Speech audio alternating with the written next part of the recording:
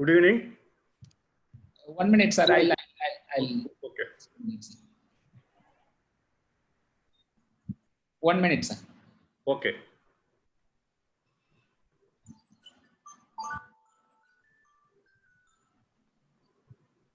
Yeah, good evening to all of you.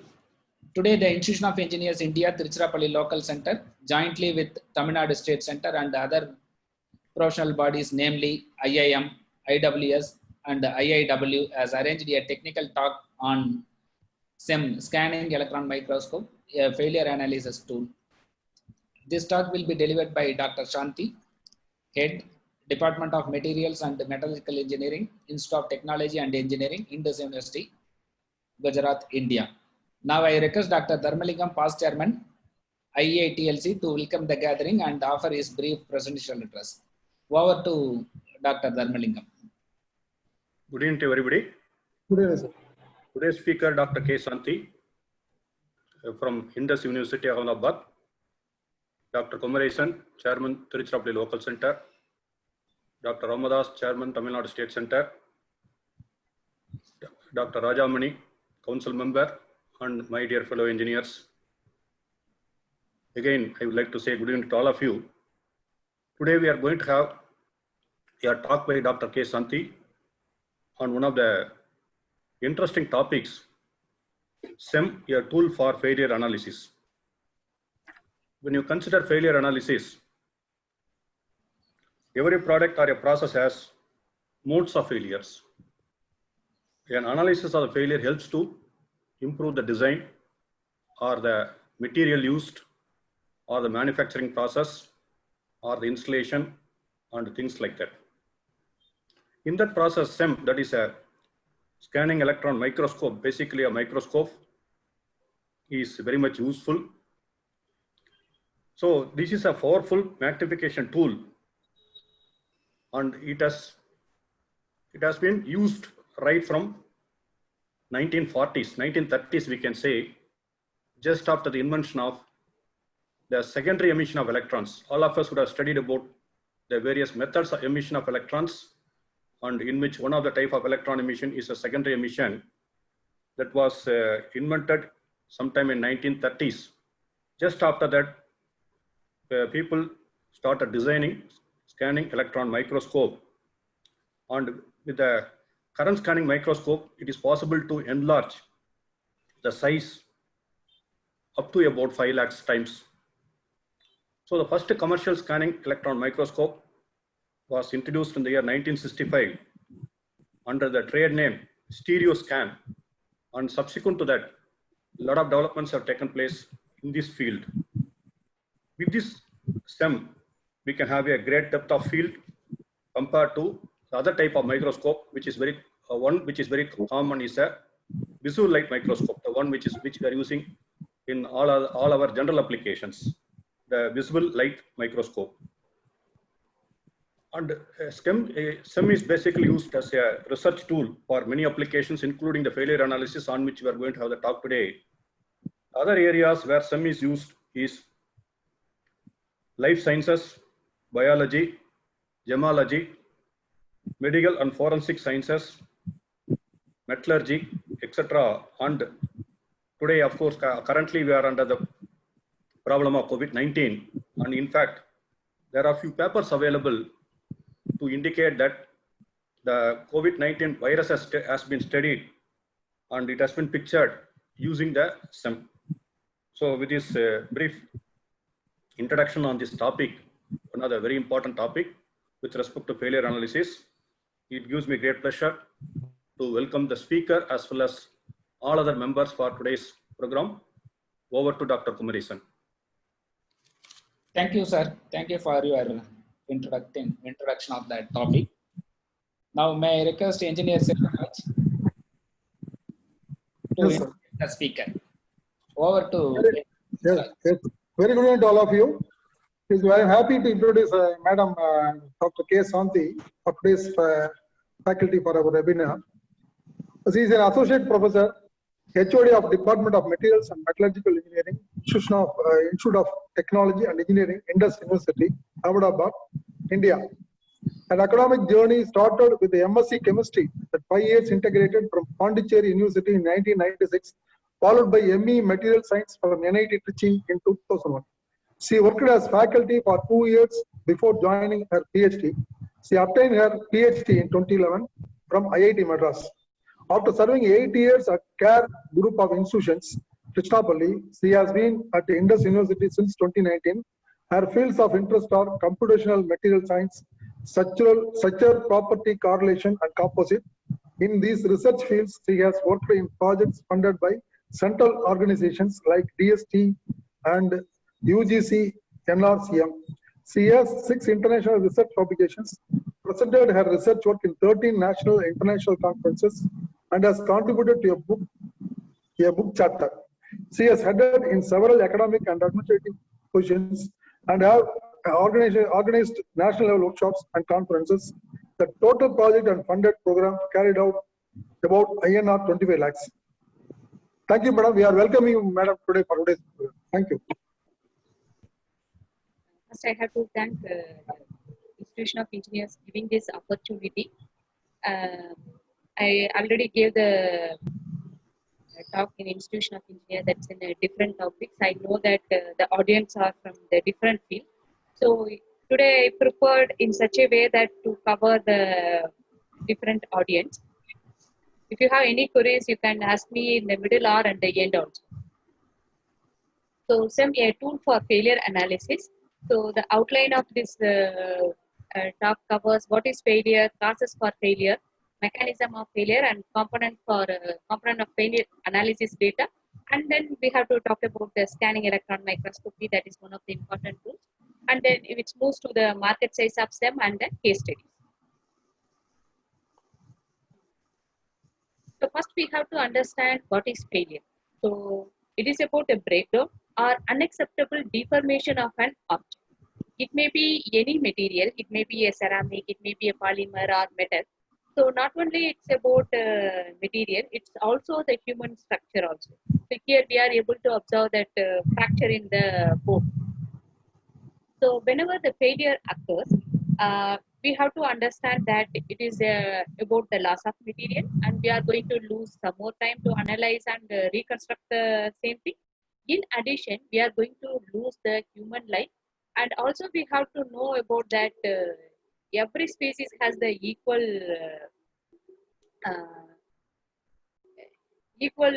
rights to stay in the earth. We are going to spoil the other species in the earth also.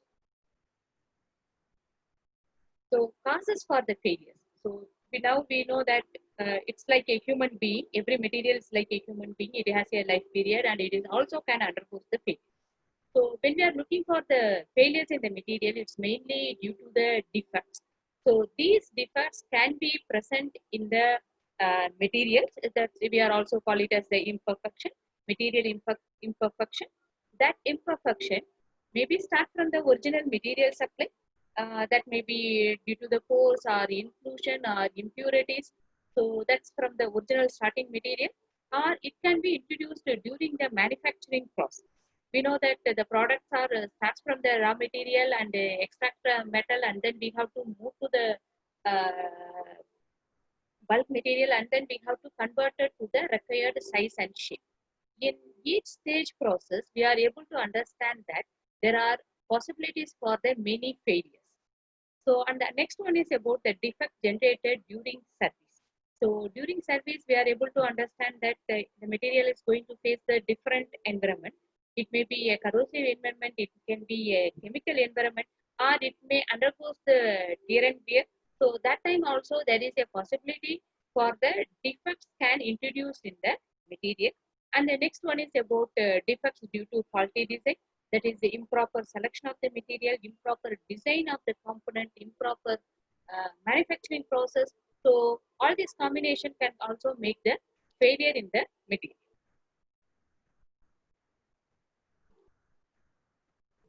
So what are the mechanisms actually involved in the failures?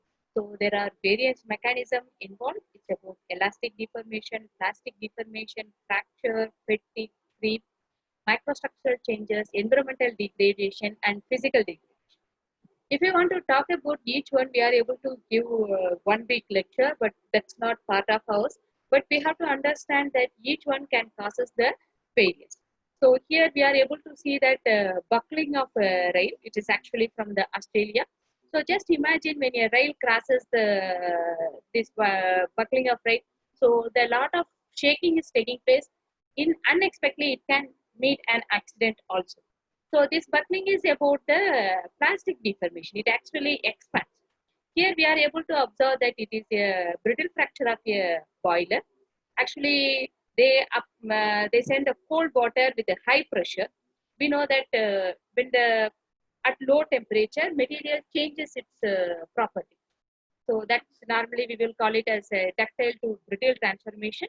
That actually came to, if people are able to understand that ductile to brittle transformation of the materials after the Titanic ship failures. Okay, so every failure teaches us something new about the material. If you look at the last one, it is about the fatigue failures of the crankshaft. If you look at these marking, it is about the beach marks. It is going to give us that this failure is due to fatigue. Okay, each failure is going to give some information on the surface, which is important for us to study and identify the what is the type of failure, what is the mechanism involved in that.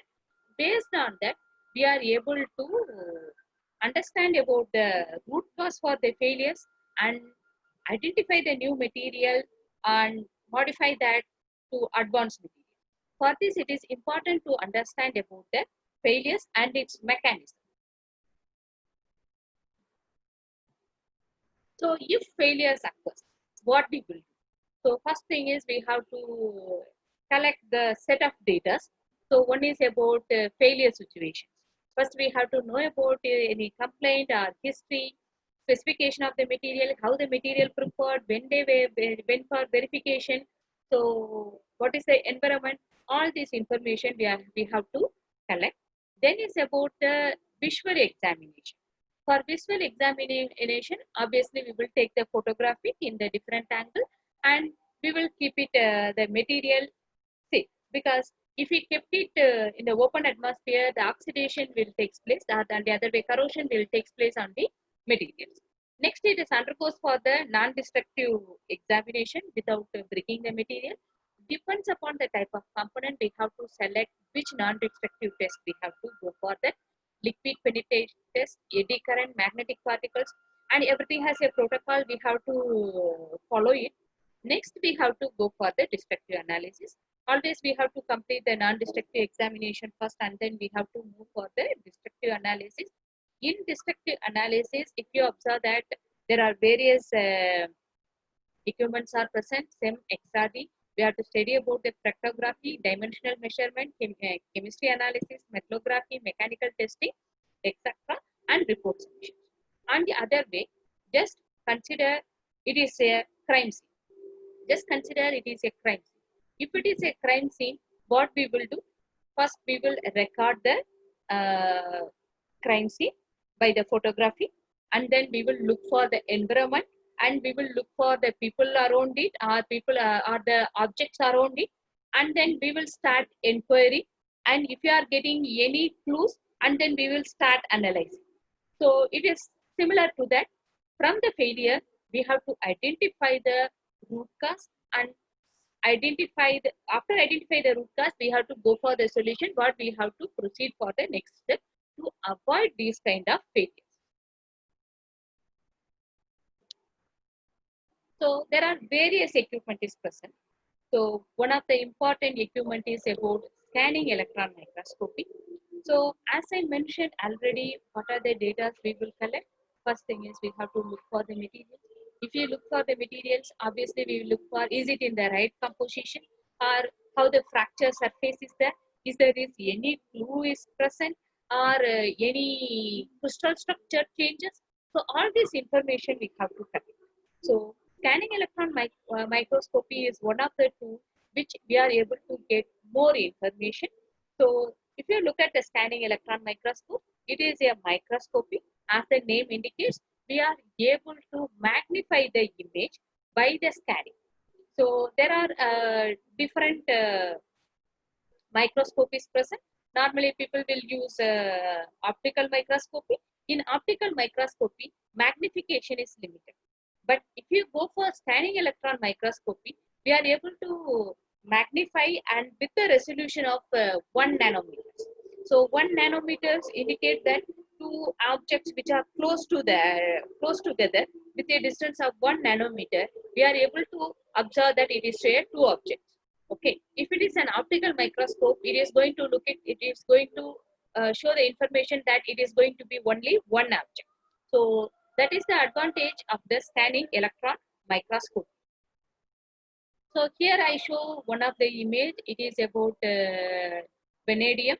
So which I bought it for my research purpose. It is almost 2 centimeters. Okay, it is almost 2 centimeter. So if I magnify further, you just look at that. It is almost like a dendrite structure. So in that, if I'm talking about only one dendrite, so if I magnify this, I'm able to observe this. It has a multiple fold in the vertical direction and also in the horizontal direction. And further, I'm able to look at that one small area. So here I'm able to see that it is having a small needle-like particles. And then further also I'm able to observe that how it is. So in scanning electron microscopy, we are able to observe that we are able to magnify in such a way to get as much as information possible. So in the scanning electron microscopy, in the optical microscopy, light is used as a source. In scanning electron microscopy, electron beam is used as a source. So if it is electron beam, because of the wavelength, we are able to get maximum resolution. And one more thing we have to understand, if it is an optical microscopy, we are able to converge the light rays using glasses, that is lenses. But in the scanning electron microscopy, instead of light rays, we are going to use electron. So we have to use the we have to use the condenser lens. It is nothing but a coil. Okay. Whenever we are passing the current through the coil, it is going to produce a magnetic field around the coil. Using that magnetic field, we are able to converge the electron beam, which is going to fall on this sample. But when it falls on this sample, it is going to scan it. It is just like Xerox. It is going to scan it. From that, we are able to get the image of the material. This is nothing but a scanning electron microscopy. Okay, next we have to look for what are the information we are able to get it from the scanning electron microscope. One is about topography, that is about the surface feature of the object, how it is looks. Okay. Next one is about morphology, shape and size of the particles making up the object. Composition, that is about elemental and compounds that are present in the material. Last one is about the crystallographic information. First thing we have to understand that crystallographic information is also important. The crystallographic information and microstructure plays an important role to decide about the property. Okay. I hope most of us studied about FCC and BCC crystal structures in +1 and +2. So if you observe that in the metallic components, if it is FCC crystal structure, then that material is more ductile compared to BCC. Okay, FCC is a material which is going to have more ductile than the BCC. So that's about one of the small information we are able to understand from the crystallographic. And another one is about microstructure. Microstructure also plays a vital role. That's about how the phase is distributed, how the grains are present, and how the interface is there. Based on that, we are able to predict the property. Instead of looking for exact value, we are able to predict the property. Here, I will show you about the topography. Topography is nothing but the surface morphology, how the surface is looking. So, for example, this is about plant fiber. It is with a higher magnification, we are able to observe that there is a net structure and it is have a layer type. So, all this information we are able to get the surface. This is about electronic device. So in the electronic device, how it is stacked. Similarly, we are able to look for wear surface. So how based on the wear, how we are able to come for the conclusion, what are the type of wears actually happening. So this Hello. is nothing. Hello. Hello. Hello, Yes. ma'am. Is there any restriction to use sample in SEM? Based on the chamfer, there is a restriction. If you look for the chamfer, we are able to go for the height is about, normally we will say about 1 centimeter. If you want to go for higher magnification, we have to move the lens close to the sample, then we have to reduce the sample size. And the width and length also has to be minimum. Oh, and one more thing is about the weight. So in the previous the instrument which I use, I'm able to go up to 130 grams of the sample. If it is a higher weight, then we cannot do. So when we are giving the sample, we have to collect all this information. So next one is about morphology. If you look at the morphology, it is going to give the information of shape and size of the particles. Okay. Here we are able to see about it is like a plate-like structure. Here it is going to be a spherical. People who are working in the powder metallurgy, they will know that shape of the particle also play the important role in the deciding the property of the powder metallurgical component. And similarly, people who are working in the nanomaterials, each time when they are preparing the material, it is very important to get the same size and shape. Especially people doing research in a sol gel process, each time they will get the different shape and size. So it is very important to stabilize all these steps to get the exact shape and size. So for that also we have to go for scanning electron microscope. This is nothing but a morphology. Next one is about the crystallography.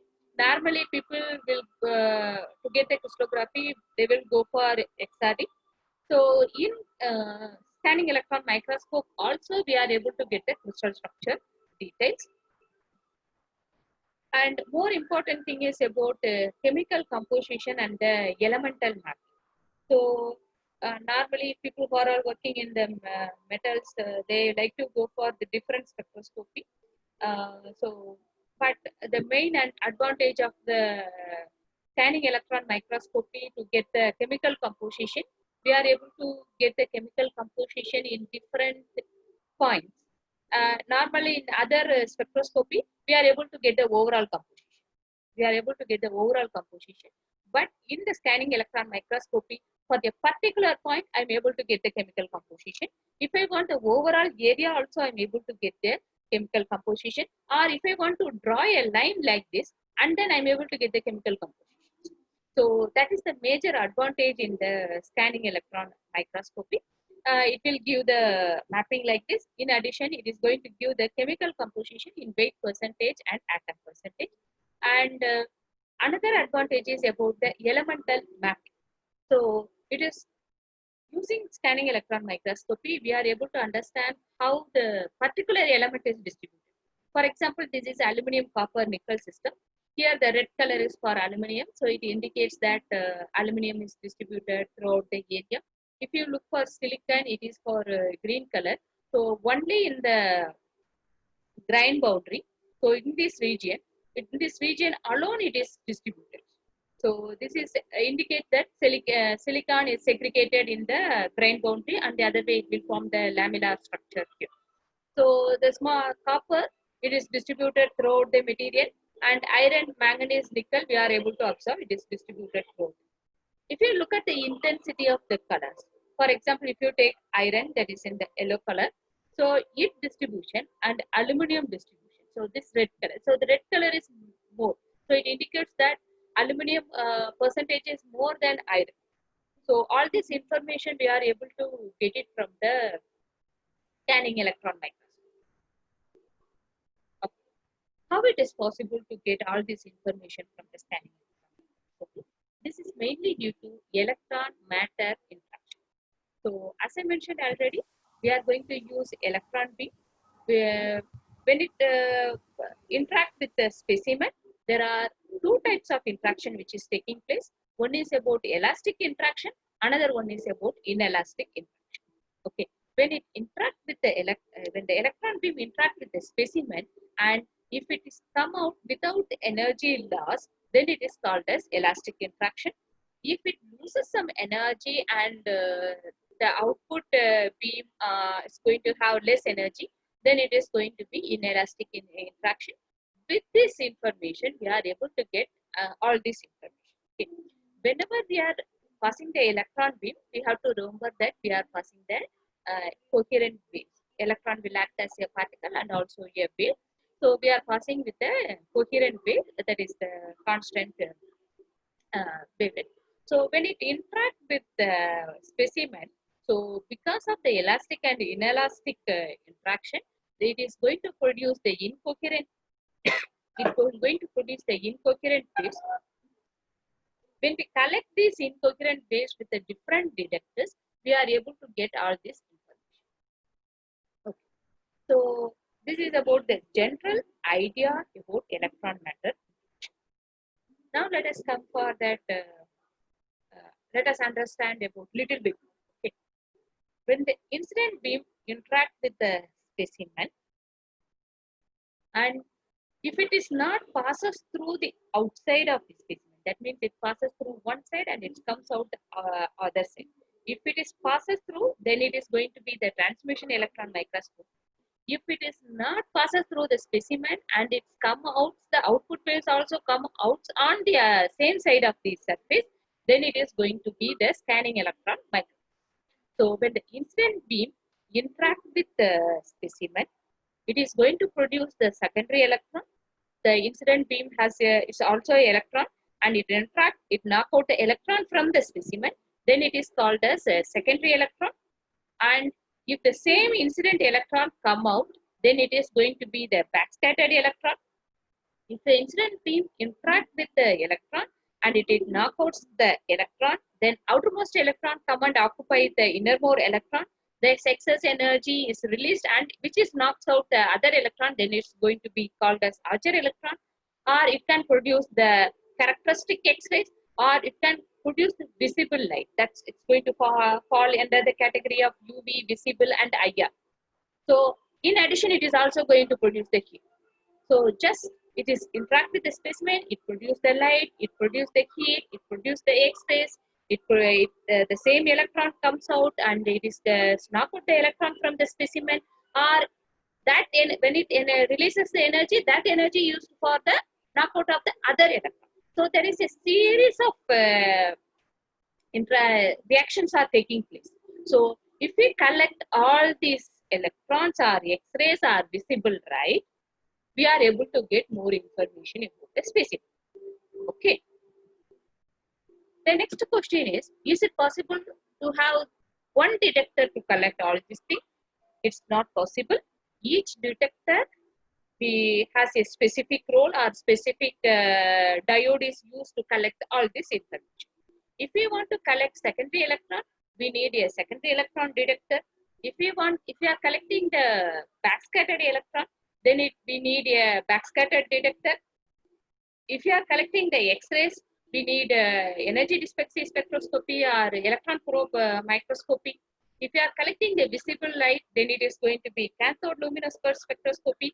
If you are collecting the Archer electron, then it is going to be the Archer spectroscopy. So all this detector going to help us to give various information about the specimen. Okay. So whenever we are giving the sample to somewhere, we have to confirm that what is the detector they are having and what is the detector we need. So with this confirmation only, we are able to give the sample and get the result. Please remember this. Okay. So what is the difference between secondary electron and backscattered electron? The secondary electron is going to give the surface morphology of the material, or it is also going to give the topography. But in our sample, if there is a density difference, for example, we know that copper has a high conductivity, and we know that graphite has also a conductivity. Now I have an idea. If I add graphite in the conductor, graphite in copper, then electrical conductivity of copper will increase or not. That is the things I want to analyze. Then that case, I am able to look for the backscattered detector, because The density of copper comes around approximately 9, that 9 gram per cc. That is 8.96 or something, approximately 9. And graphite, we all know that it comes around 1.7 or something. So then the density difference is there between copper and graphite. Then the distribution of graphite, we are able to get this kind of color difference. But here we are not able to see the color difference. In the backscatter electron, if the material has the density difference, then we are able to get this kind of information. Now we will move for secondary electron and cathode luminescence. So this is the secondary electron image. The same image, if we took it from the cathode luminescence image, we are able to get the different information. This is from the silica. Okay, so these dark colors, which is indicates that it is about potassium phosphate silicate, but other things are quartz. Other things are quartz. So this color difference going to give information. So normally cathode luminescence is used by geology. Okay. And another one I mentioned about EDS, that is energy dispersive spectroscopy, which is going to help us to identify the chemical composition. So the result will be given like this. The next important thing is electron beam scatter diffraction image. So for this, we will rotate the specimen around 70 degrees. When the electron beam falls on the sample, we are able to get the crystallographic information. So what is the crystal structure of our base material? We are able to get the chemical composition. We are able to get the elemental matter. If we have EPST, then only we will get the information. So we have to understand, based on the detector only we are able to get all this information. So now we got the idea about scanning electron microscopy and how the electron matter interaction taking place, and what are the detector is present in the scanning electron microscopy, and what are the information especially we are going to get it from the scanning electron microscopy. So because of all this information, it is used for the failure analysis, and it also used in the many industries. So it is used in the electronic and semiconductor industries, automobile, pharmaceuticals, steels, and others. So this is about the market size of scanning electron microscopy in US. We all know that we don't have that much electron microscopy in India, but now it is slowly increases, and the cost of the electron microscopy also comes down compared to last 10 years if you compare. So if you look at the 2012 and 2013, so it is about approximately 300 to 350 million dollar. But if you look for 2022, it's the market size goes for 1.5 billion dollars. So now we are able to understand that every field is started using electron microscope. So if you look at that pharmaceutical, and one thing I forgot to mention, that biological people also using the electron microscopy. They are able to look at the cell size, and they are able to look at the viruses and how it interacts with the, after interaction, how the cell is changes. All this information also we are able to get the electron from the scanning electron microscopy. But the sample preparation is going to be different, and they will go for environmental scanning electron microscopy, because that they need some specialized one. So that's called as environmental scanning electron microscopy. So now we will look for the application of scanning electron microscopy. On the other way, I am going to concentrate on failure analysis. So let us look at electronic and semiconductor industry. Here, if you are able to observe that nowadays in the electronic industry, we are reducing the size of the component, right? So 10 years before, the mobile size is different, and now the mobile size is different. On the other way, now we are having the another electronic goods. It is not comes under the mobile, it is not comes under the laptop, it is a tablet, right? So when we are reducing the size, but at the same time we want to improve the performance of the material, then whenever we are going for the miniature, obviously the complexity also moves. So that thing we have to consider. Here if you look at that, it is about the silica stamp. the size is going to be 10 nanometer, and the height is going to be 60 nanometer. So just imagine this is the size of the silica stamp, and this is about thermoplastic film, that is polymethyl methacrylate. So this is a polymer with a small holes. Okay, so with this they will deposit the metal over which. So in this hole it will deposit on the substrate. After that they will heat the material. This polymethyl methacrylate will evaporate. So whatever the metal deposit at the hole, it's going to fall on the substrate. So metal vaporizing temperature is quite high. This is about polymer, so it will easily evaporate.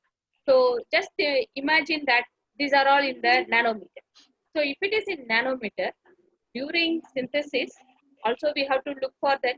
If it undergoes failure, also we need the higher magnification, or testing also for we need higher magnification. If it fails, then also we need the higher magnification. For that we need a handy tool that is about scanning electron microscopy. Okay, and there are other instruments also. In some of the instrument we won't get the result. We are not able to interpret the result immediately. For example, if you take XRD, we have to map and we have to analyze. And similarly, for in non-destructive testing, in some of the destructive testing, non-destructive testing, we will get the result as an image. But some of the non-destructive testing, it is we have to analyze the result. But in the scanning electron microscopy, we are getting in the result in terms of the images, which is easy to interpret. That's another important thing everyone is using the scanning electron microscopy. This is about embedded dynamic random access memory. We all know that random access memory is used in computer. So if you look at that embedded dynamic random access memory, this is about a schematic diagram. So this diagram itself looks quite complex for me, and these are all the information. Okay. So if you look at this region, this alone magnified here. Okay, that is the cross-sectional morphology. It is topology. It's magnified here. Just look at that. There is a various layers present here.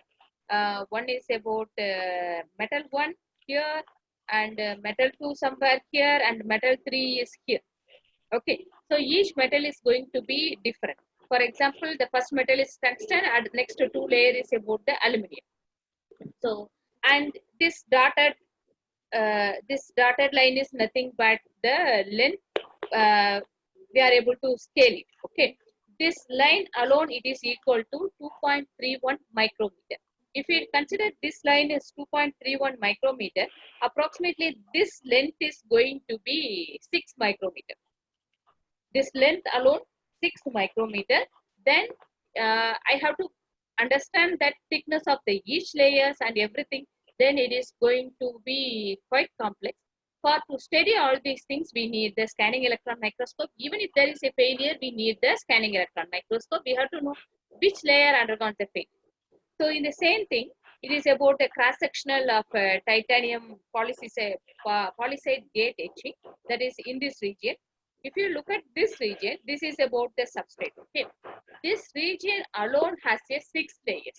This is about polysilicon, then titanium silicon nitride. This is a titanium silicon, then titanium silicon nitride, then polyethylene silicon nitride.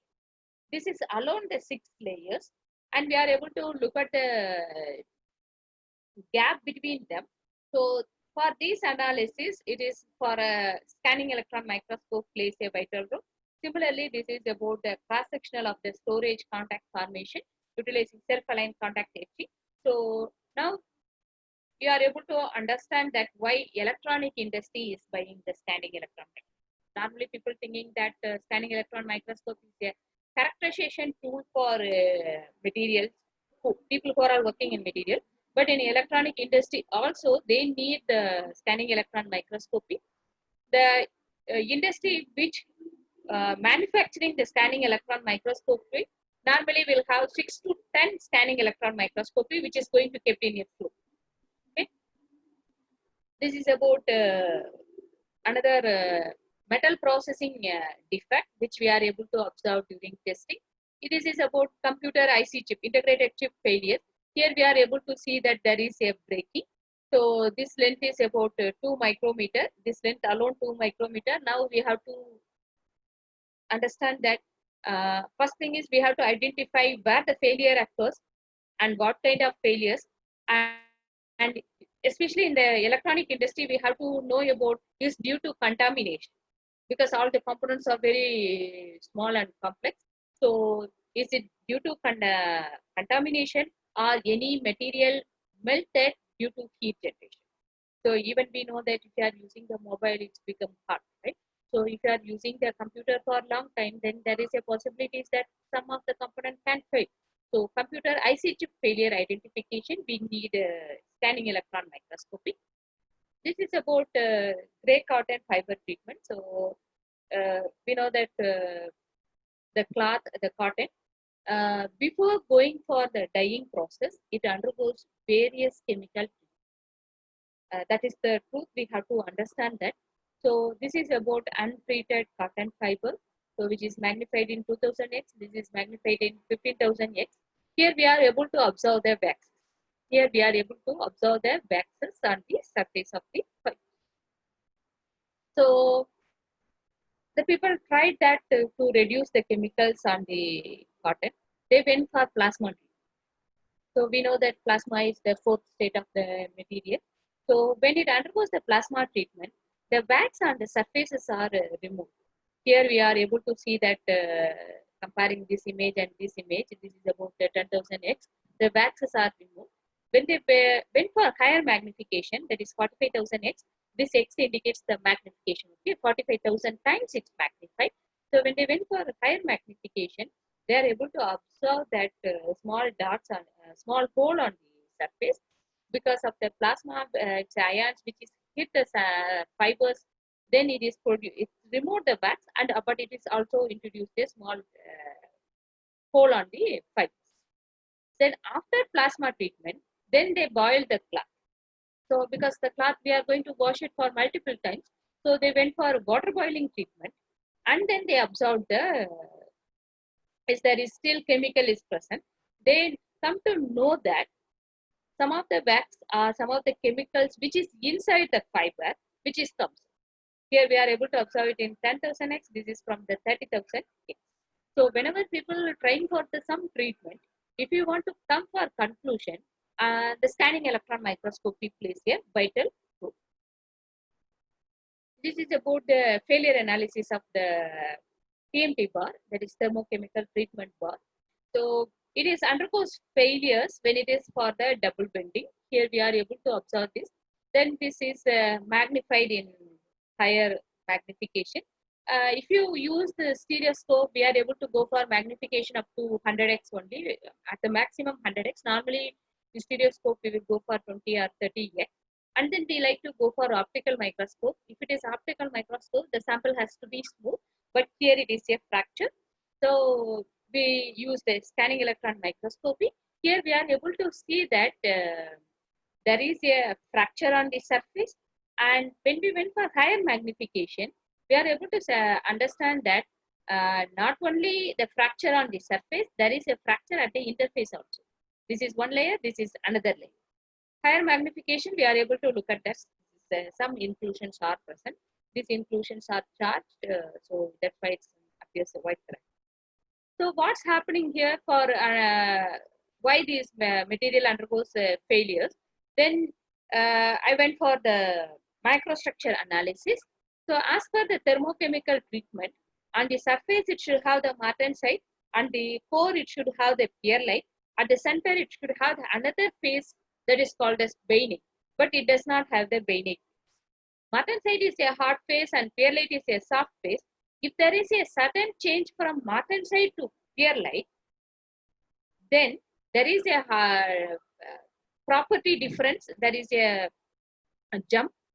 When it is undergoes for bending, it is not able to withstand because of the jump in the hardness of the material from surface to from the core to the surface.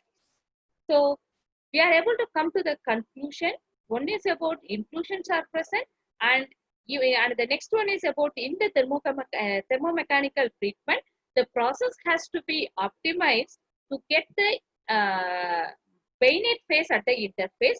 Then it is possible to avoid. That is about the two conclusion. One is about in the problem in the process. Another one is about the defects in the raw material.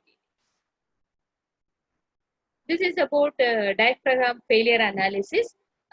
This is one of the component which is present in the horn. Okay, so this is used to make a noise in the horn. Instead of noise, I have to use sound in the horn. The thickness of the diaphragm is about 0.6 millimeter. During the service, it undergoes some of the diaphragm got undergone for failures. Then it is came to the industry.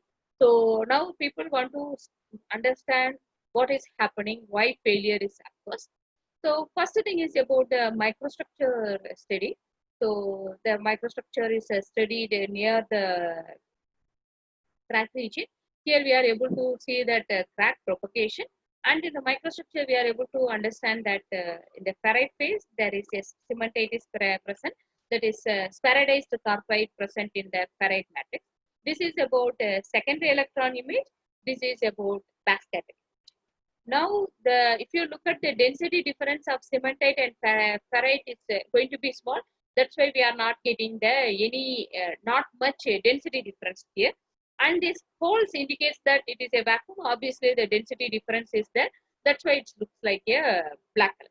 So this gives the information, additional information. Some of the cementite particle it comes out from the surface. That is the one information we are able to get. And the next one, because it has a fracture, we want to look at the fracture surface. Just imagine the thickness is 0.6 mm. So we have to break it and we observed in the scanning electron microscope. When we kept it, we come to notice that lot of oxides are present. So then we went for surface cleaning, because whenever the material breaks, it is going to have the fresh surface which is active. It is easily undergoes the oxidation. So it is always important to prevent the surface. Surface gives more information. Okay.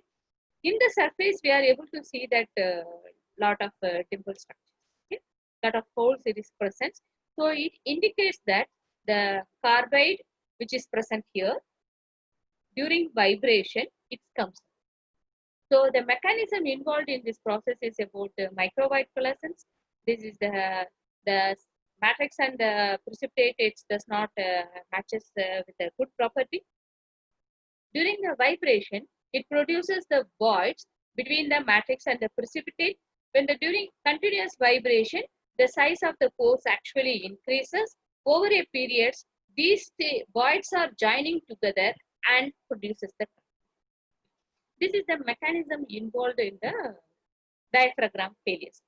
So we are able to understand that this is about this failure due to micro-white fluorescence. That is the mechanism involved, and then we have to optimize the vibration which is produced in the heart. Okay, so one thing we have to optimize the vibration, or we have to increase the thickness, or we have to identify the right material where the precipitate and the matrix match. These are the three options to solve this issue. So using the scanning electron microscopy, we are able to come to the conclusion what we have to do. This is about a failure analysis of the drill bit. So whenever the drill bit failures, there are two possibilities. One is about brittle failure. That is, if you are applying the over stress on the material, the drill bit is not able to withstand, it will break. Another one is about the cyclic fatigue.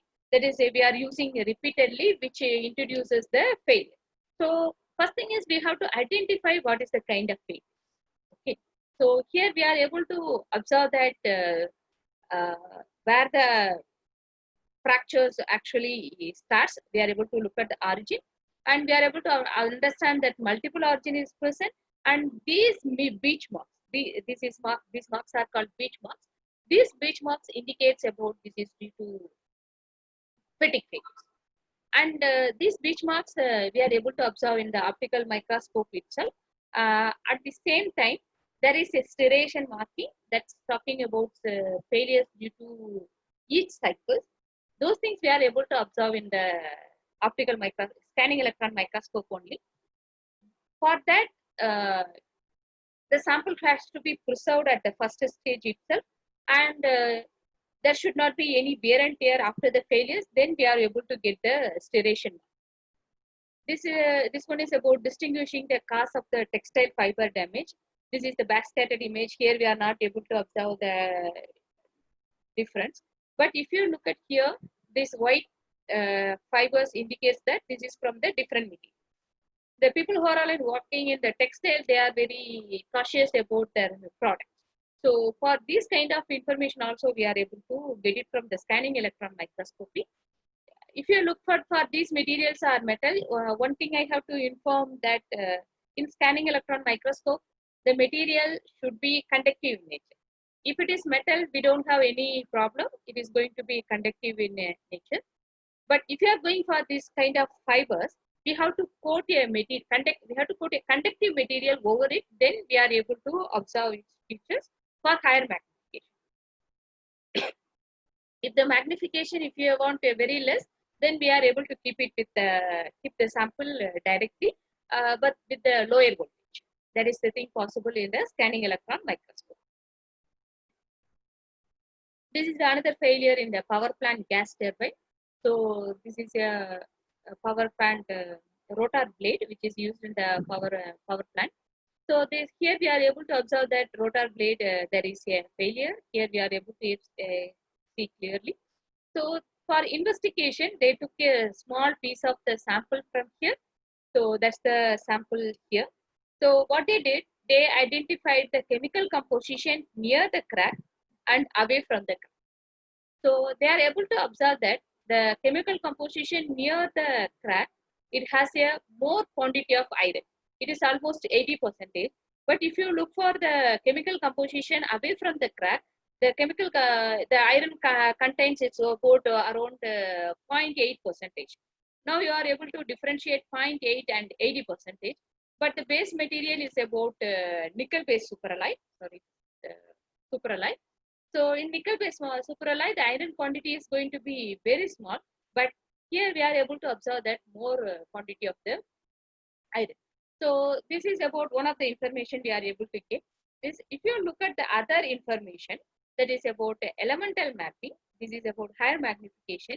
When they study, here the red color is for iron. We are able to, it gives a clear indication that iron quantity is more near the crack.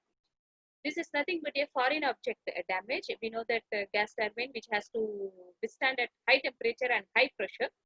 During that period, contamination is taking place by which this rotor blade underwent for the failures. So using scanning electron microscopy, we are able to identify what is the mechanism for the failures and what is the next stage we have to go for. This is for the pharmaceutical study. So this is quite right period.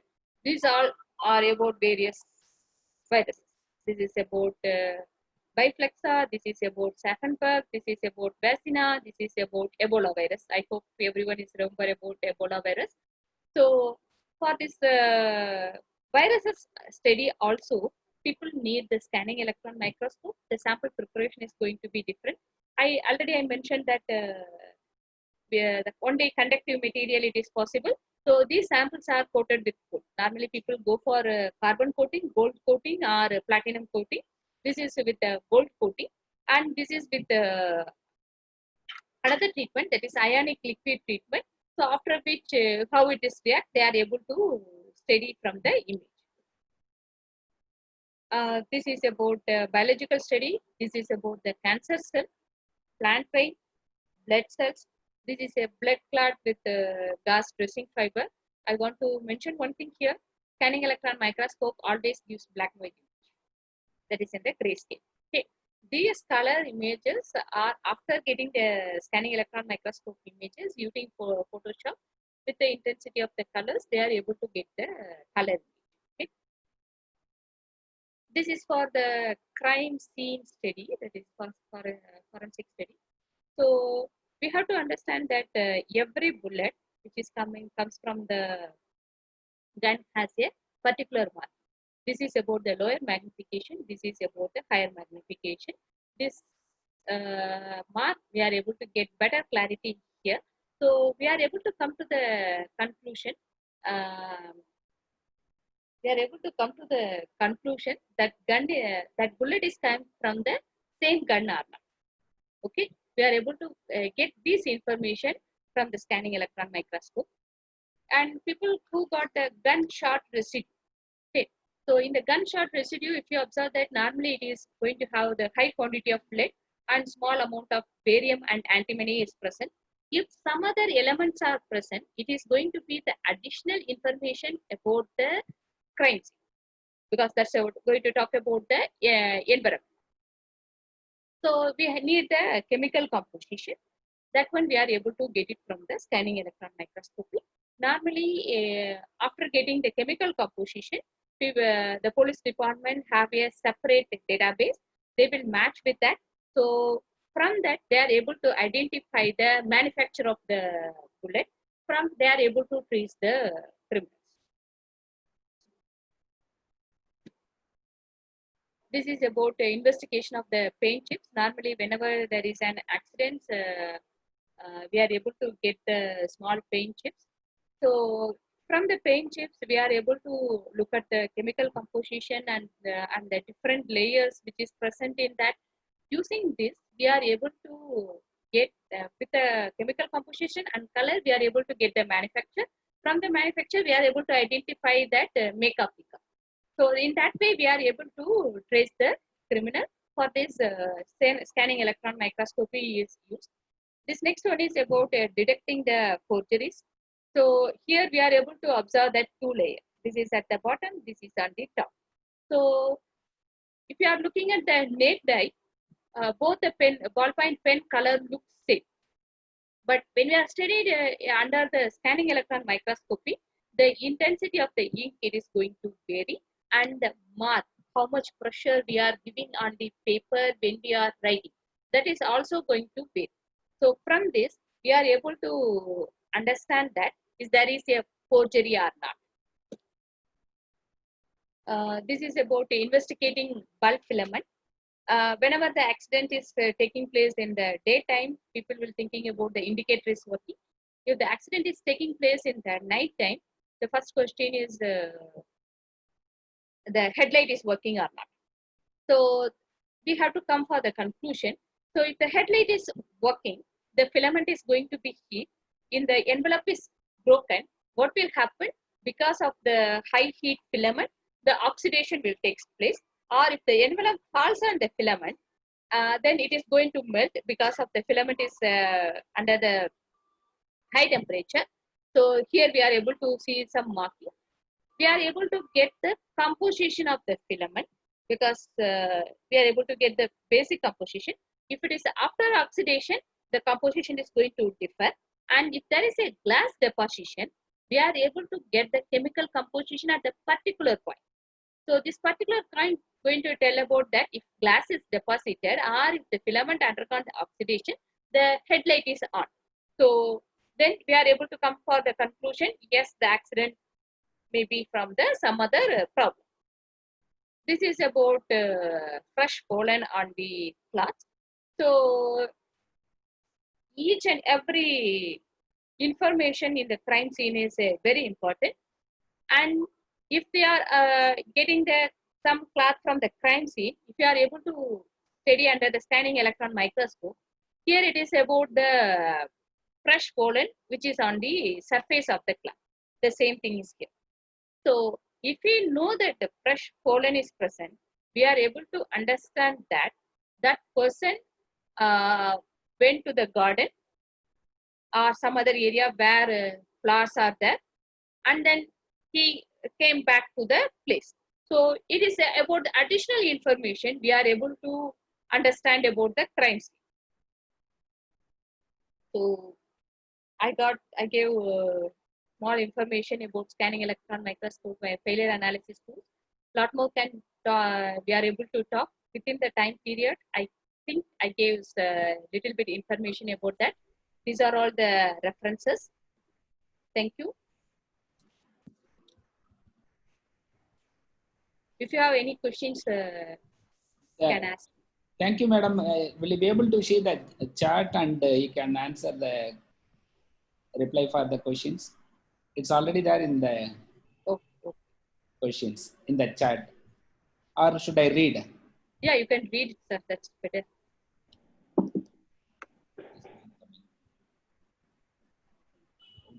Put it in the page.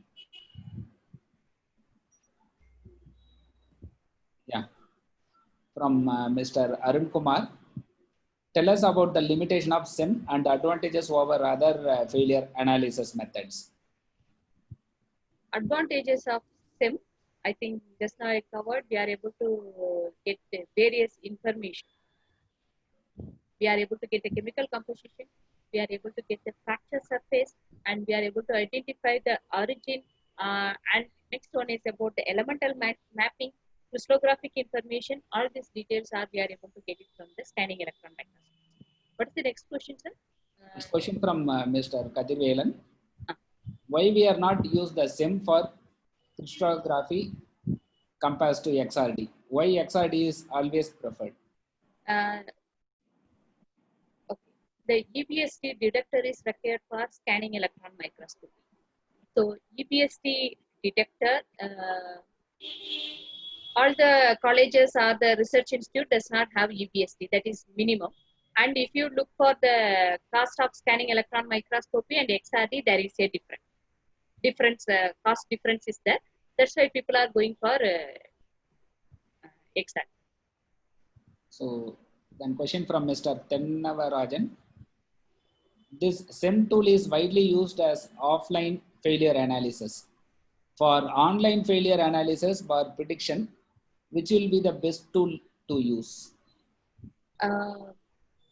See, if you depends upon the failures. Okay, if you look for the some of the online failures, at the other way, at the in that place, we are able to look for we are able to take only photography and some of the non-destructive techniques, not all the NDT, only few NDT techniques we are able to do.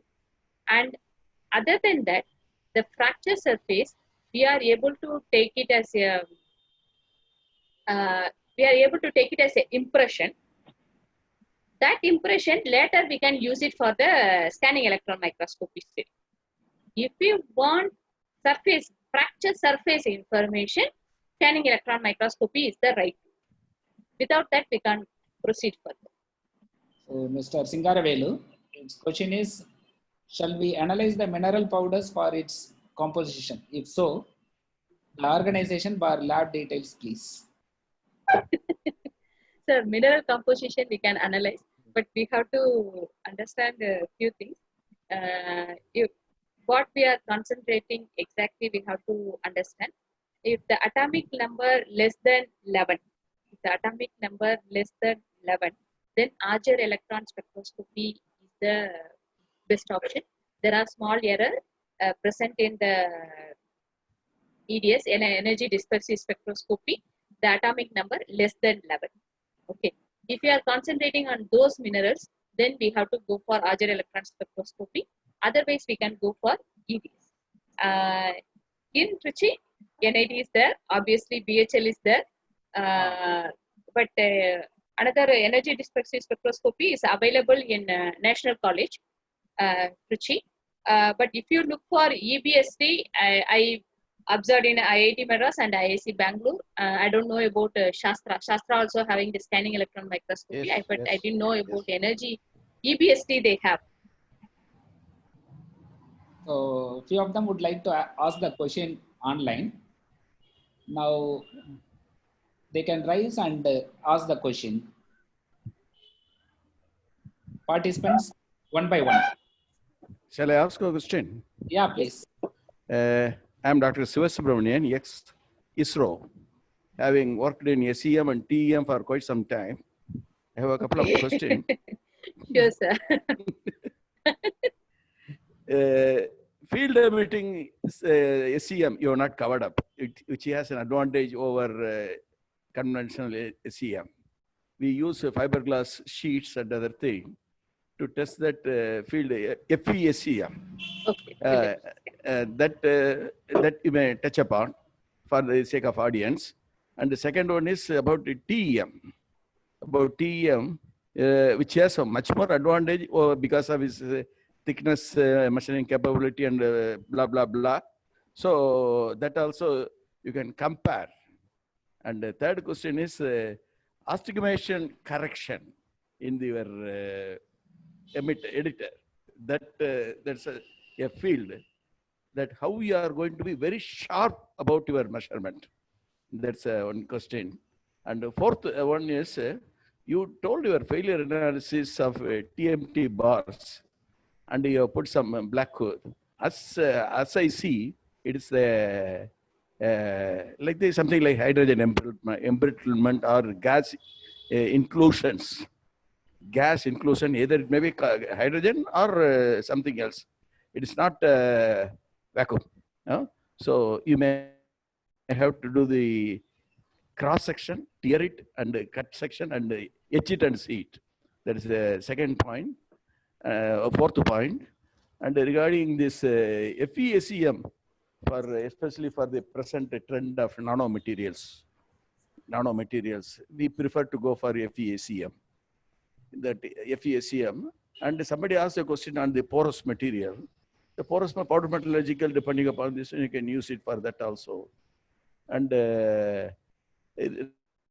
regarding that, giving a coating, sample swab, you give a coating and do the measurements.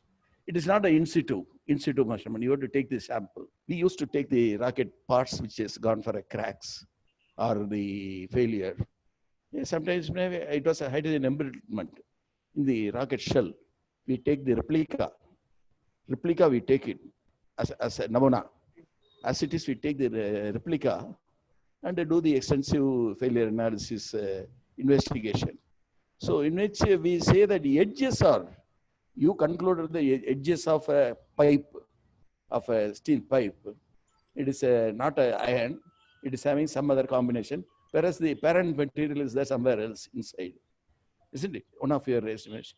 But we find that there is some inclusion is happening. So this you can take note of it and explain for further thing. And you touch upon FESEM, and in South India, it is a plenty of SEMs are available.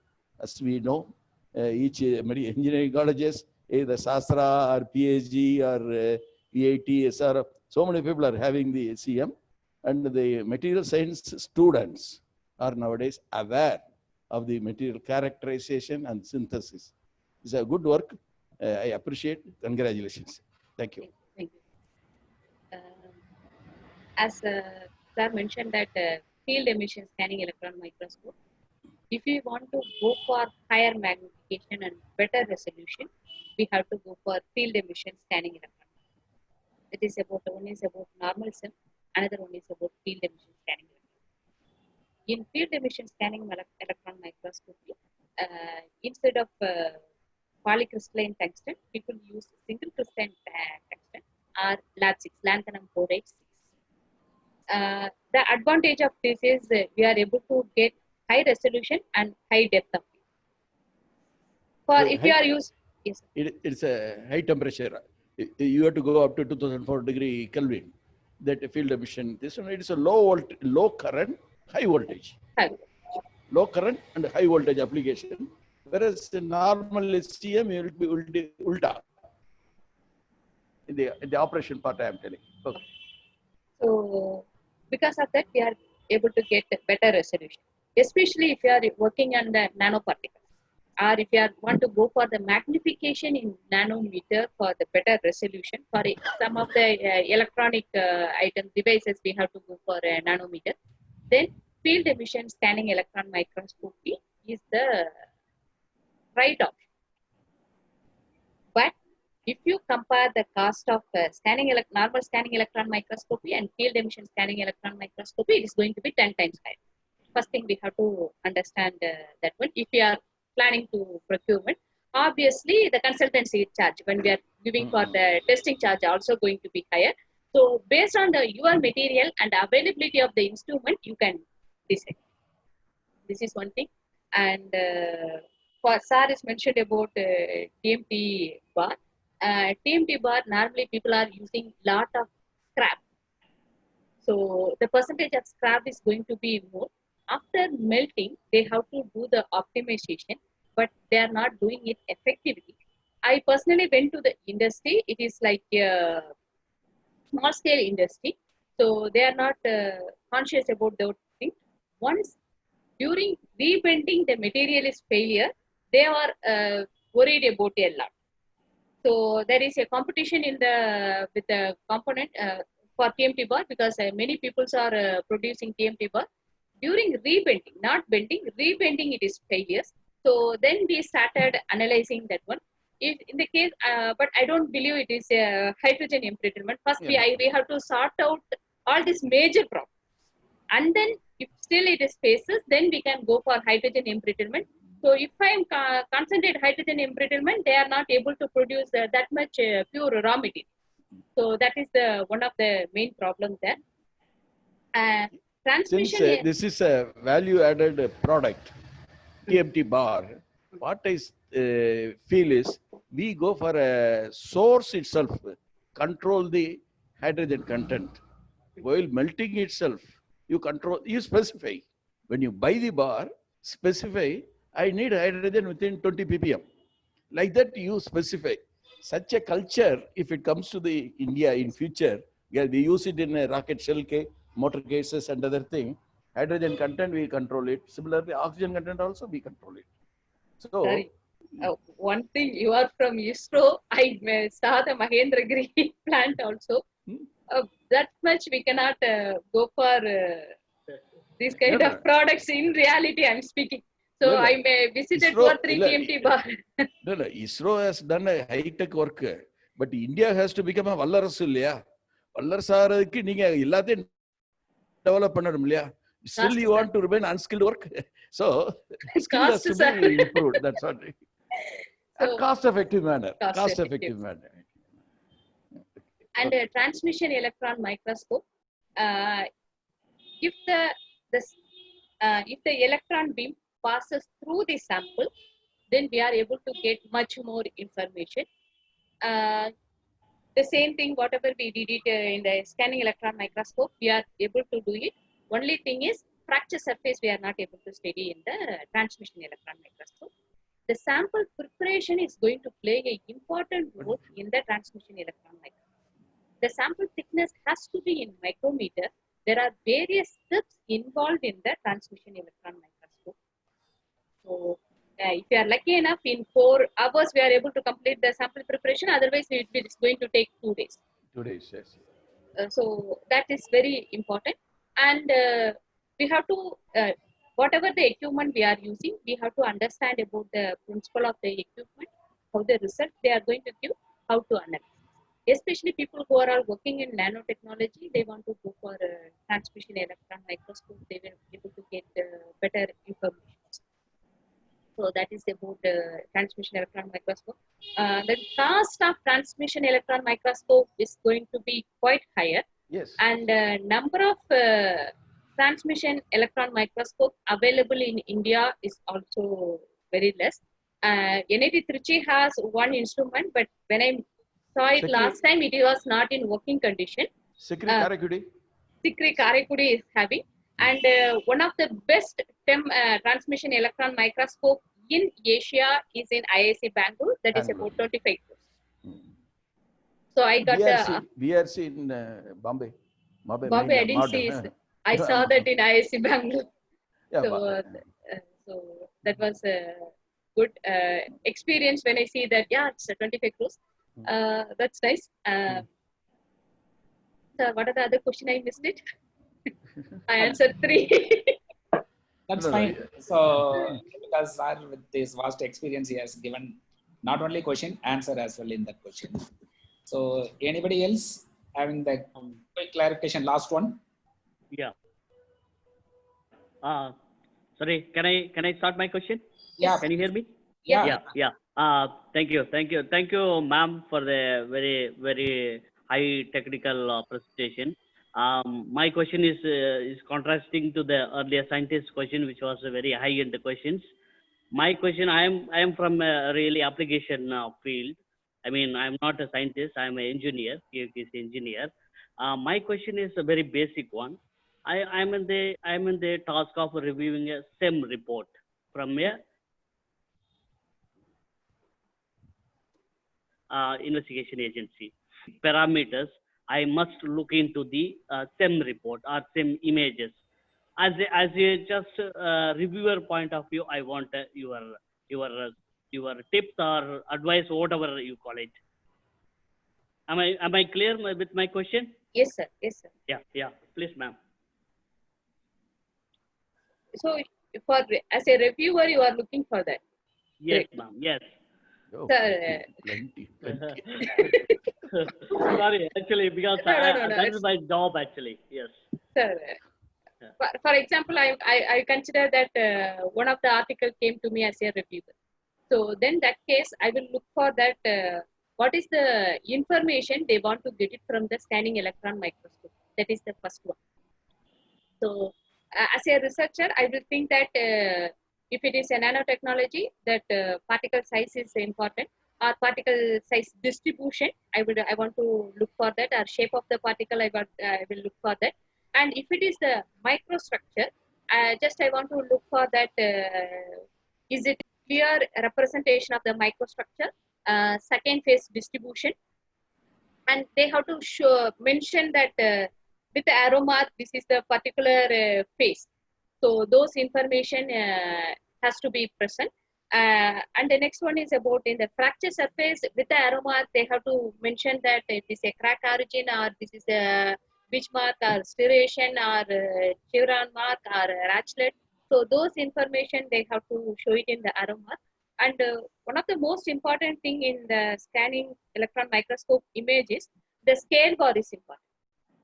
So the scale bar should be there. So if it is in the optical microscope, nowadays the scale bar is also there. But in previous one, we will use only it is 100x or 500x or 1000x, we will mention it. But in the scanning electron microscope, scale bar has to be there. And then they have to mention about which instrument they used, and what are the detector they used, that is make of the company. That has to be mentioned in the report. Frequency of calibration. Yeah. Frequency of calibration. Frequency of calibration, I don't think so, sir. In the literatures, it's not, we are not, most of the things it's not reported. So thank you, madam. So information to the participants. This is available. The complete presentation will be available in YouTube. Thanks to Engineer Ramadas taking his all efforts, putting it into the YouTube also from the Tamil Nadu State Center Institution of Engineers. And Dr. Shanti also can share your email ID to the participants so that they can contact you if they have the more clarification on this subject. So thank you for the wonderful presentation, and we had that a good number of participation also for this talk, over 60 plus. So thank you, madam. Next week on 30th June 2020, our center has arranged a lecture titled Application of AI in the Oil Sands. Speaker is Dr. Kirupakaran Velusamy, postdoctoral fellow, Donadio Innovation Center for Engineering, University of Alberta, Canada. All are cordially invited to attend this lecture as well. Now over to Engineer Singaravelu to propose the vote of thanks. Engineer Singaravelu is available. Yes, sir, he is available. I'll ask you. Singaral, sir, please. Sir, unmute yourself, sir.